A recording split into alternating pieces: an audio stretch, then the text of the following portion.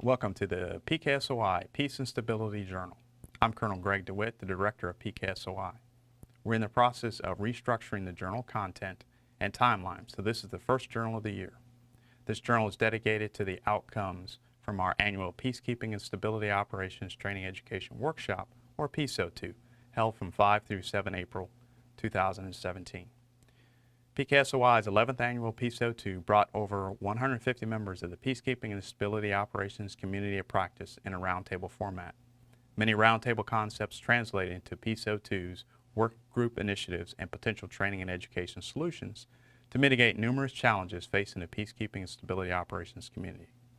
Because of the amount of interest in this year's workshop, we had to close our online registration 10 days early and accept requests on a case-by-case basis. Initially, we had also had 8 proposed work groups, but later we pared it down to 6. These situations were difficult, but it reflected the community's willingness to engage in problem-solving discourse. It also demonstrated a level of enthusiasm and interest toward solutions addressing complex issues within the community. The 2017 PSOTEW began by sharing its 2016 workshop initiatives, activities, and accomplishments over the past year. This lengthy summary was followed by Stability Policy Update and proposed changes to the Department of Defense Instruction 3000.05 by the Deputy Assistant Secretary of Defense for Stability and Humanitarian Assistance Office. The keynote speaker, the Executive Director of the Mission Support Directorate, Defense Logistics Agency, Mr. Patrick Doolin, described the U.S. government's operational contract support program in support of stability operations. After the morning's formal portion, the afternoon and the next 2 days were dedicated to 6 working groups.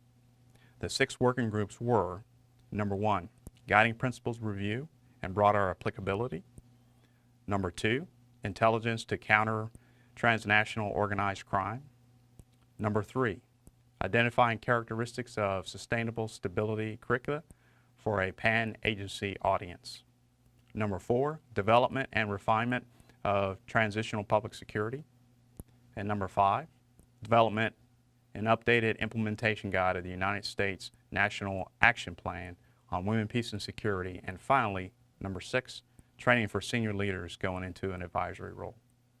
This concludes the 2017 PSOTEW update. And reviewing more current activities, Matthew Ferry, a Dickinson College intern, provided recommendations on restructuring civil affairs education to more resemble the School of Military Government from the World War II era. PKSOI's Japanese exchange officer, Lieutenant Colonel Noriisa Urakami, identified some shortfalls in United Nations Integrated Mission Concept, UNMISS, as a case study. He proposes the greatest challenges are overlapping responsibilities in command and control, as well as a lack of joint tasking system in mission. On 18 September, AUSA will host a PKSOI-supported roundtable discussion entitled AFRICOM, 10 Years in the Making as a Model for Stability Activities. The multiple panel discussions will address whole-of-government process and peace and stability operations environments with a focus on AFRICOM. The next journal will cover the findings from the AUSA Roundtable, as well as addressing the Roundtable topic linkages to the 2018 PSOTEW. As always, if you have an article which aligns thematically with the PKSOI Journal or would like to propose a collaborative research initiative, please contact us. Thank you very much for your attention, and I hope you enjoy the journal.